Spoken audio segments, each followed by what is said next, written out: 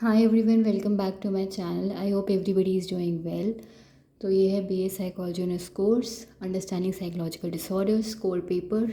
Topic is body dysmorphic disorder and ये काफ़ी ज़्यादा इंटरेस्टिंग डिसऑर्डर है।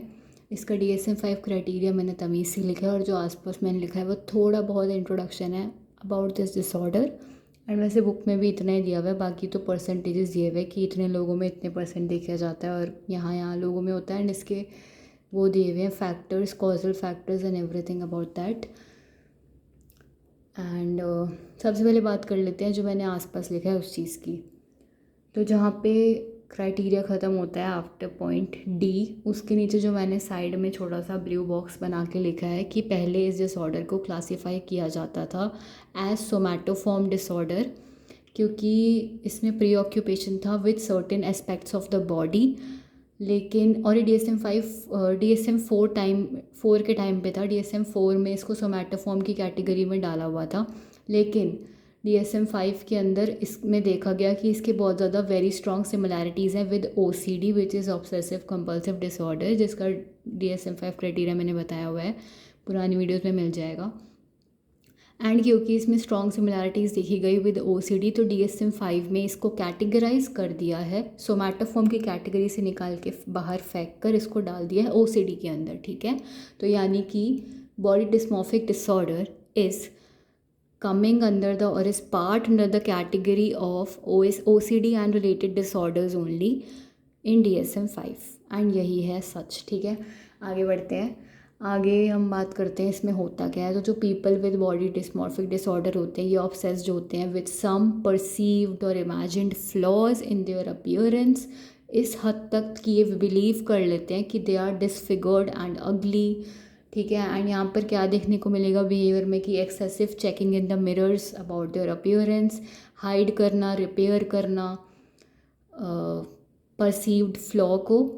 ठीक है, and avoidance of usual activities भी देखने को मिलेगा। ऊपर लिखा हुआ है सबसे ऊपर रेड बॉक्स में, I hope it would be clearly visible.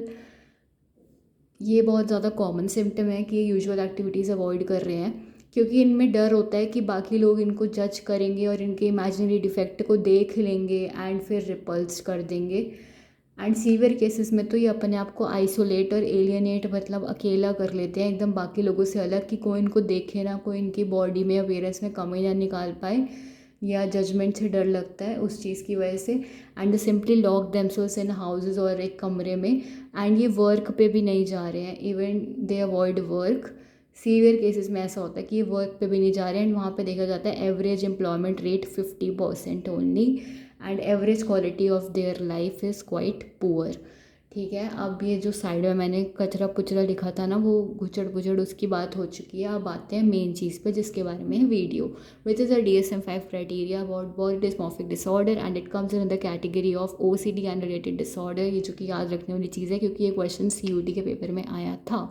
ठीक है, फर्स्ट इज़ ए पॉइंट क्या बोलता है, प्री ऑक्यूपेशन देखी जाएगी एक या एक से ज़्यादा परसीव डिफेक्ट्स में, फ्लॉज में, जो कि फिजिकल अपीयरेंस में है, that are not observable of course और appear slight to others. Then second point B, at some point during course of disorder individual तुम्हें परफॉर्म करता हुआ दिखेगा रिपीटेटिव बिहेवियर, मिरर में जाके बार बार अपनी अपीयरेंस को चेक करना, अपने बाल को, फेस को, फिगर को and what ever, so on basically.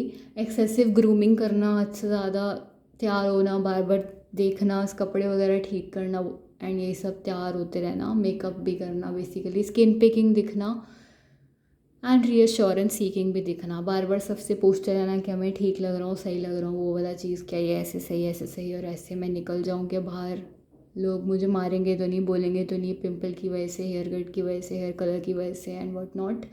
Mental acts, compare करना अपनी अपीयरेंस को बाकी लोगों के साथ in response to the appearance concerns, of course क्योंकि वो कंसर्नड है अपनी अपीयरेंस को लेकर, इसीलिए।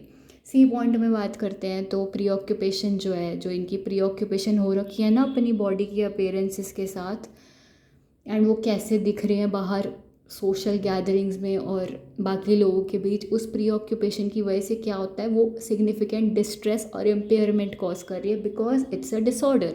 तो तुम्हें कहीं ना कहीं पे डिसफंक्शनिंग डिस्ट्रेस तो देखने को ही मिलेगा ही। ठीक है, मतलब देखने को मिलेगा, ऑब्वियस सी बात है ना, कि कि क्लिनिकली सिग्निफिकेंट डिस्ट्रेस इम्पेयरमेंट दिख रही है सोशल में, ऑक्यूपेशनल में, काम काज में भी, बाकी लोगों को भी दिख जाएगी ये चीज़ कि कुछ ना कुछ गड़बड़ी हो रही है, and in other important areas of functioning में भी।